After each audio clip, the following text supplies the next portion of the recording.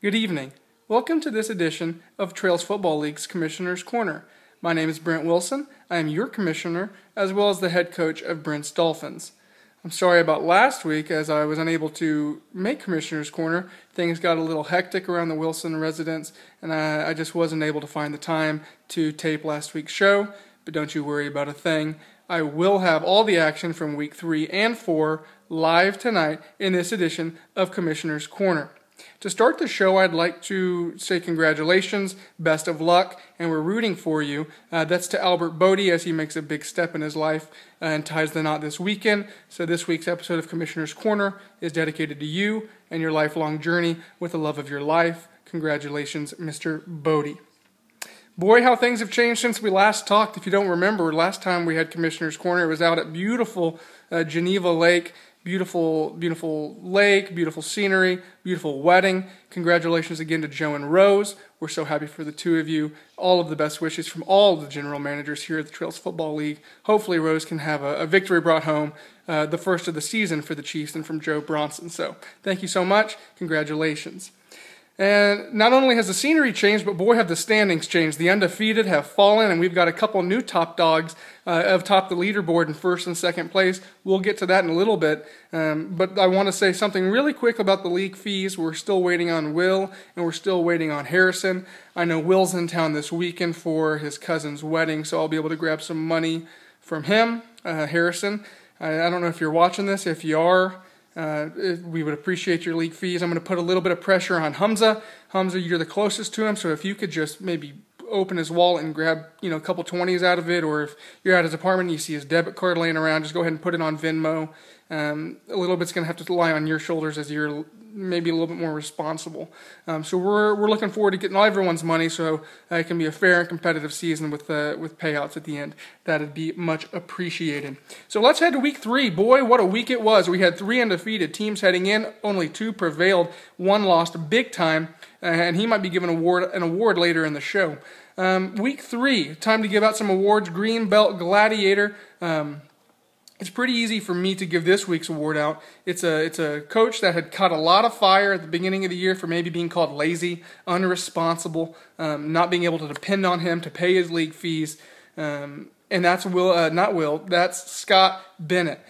Scott Bennett, head coach of the Driller and Spiller, put up 106 points in week 3 versus Tony Romo's Homos, or Homo for Romo, or whatever they're called. And, Trent's one of the guys that was really leading the pack of just trash talk towards Scott. So Scott Bennett came out there and said, I'm not going to go 0-3. I'm going to win a football game, and I'm going to show you that I'm a dependable player, and I can compete in this Trails Football League. So week 3 Greenbelt Gladiator, congratulations Scott Bennett, and all of the staff over at Driller, then Spiller. You are the week 3 Greenbelt Gladiator. And the total opposite was the performance by this week's Brett Hale's biggest bust. He was undefeated going into the season. He had my bold prediction behind him, pushing him through. I predicted this player to overcome a big performance from Julio Jones on Thursday night. I said that his team, it didn't matter. He could go against that, and he could win a football game and prevail and turn into the first place team. And that's Hamza Chowdhury and his team, San Francisco Gay Hitters. They put up a dismal 31 points against Drew Stussey's Homo for Romo. I went back in the record books. It's the lowest scoring total of any Trails Football League football team of all time. So it's pretty easy to give out this award to Hamza Chowdhury. You, my friend, are the week 3 Brett Hale's biggest bust. So week 3 ended and 2 teams were atop the leaderboard. That is Brent Wilson in first and Team Bodie in second. But boy, did that not last long. In week 4, we had a couple of upset victories led by Team Tigrit taking down Brent Wilson and Albert Bodie losing the close one.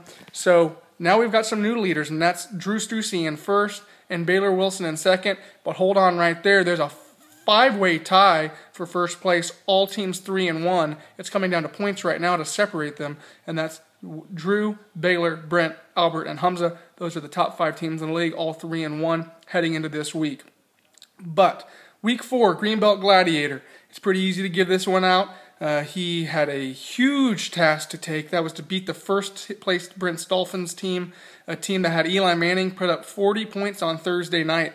At the end of Thursday night, I think it was a pretty unanimous vote that Brent Wilson was going to go 4-0 and continue to lead the league. But boy, did Will's team not give up. They performed. They played hard, led by a fantastic performance from a comeback player of the week, Eddie Lacy. So William Conrad Tigert, congratulations to you and all the members of Team Tigert. You are Week 4's Greenbelt Gladiator. And for the biggest bust, I think it's pretty easy to give this one out. I hate to do it. I know this staff works so hard every week preparing for games, watching film. They're one of the best teams in the history of the Trails Football League, if not the best team in the history of the Trails Football League, and that is everybody over at Brent's Dolphins, myself included. We're going to have to go down as the Week 4 biggest bust. We're projected over 110 points, putting up 70 points, losing to a very poor Team Tigert team who's down in the bottom of the league. Losing to them and losing our top reign was upsetting. So we'll greatly accept this week's Brett Hill's biggest bust. It's time for the best part of the show. Everyone's enjoyed this so far, and that's my biggest, boldest prediction. I'm 0 for 2 so far. I haven't been the luckiest charm for my predictions. But this week, there's no better game to make a prediction on and throw a preview of the week at than one of the most historic rivalries, not only of the Trails Football League, but of all time, and that is the battle at Pebble Creek. Joe Bronson will take on his longtime rival, Jess Daly, and my bold prediction is that Joe Bronson finally gets a win, puts a W on the category, and puts 100 points on Team Daly, and Joe Bronson is the winner of my week's biggest prediction. That's it for this week. Congratulations to all the teams so far for a great season. We're looking forward to this week and next week's Commissioner Corner. But until then, so long, everybody.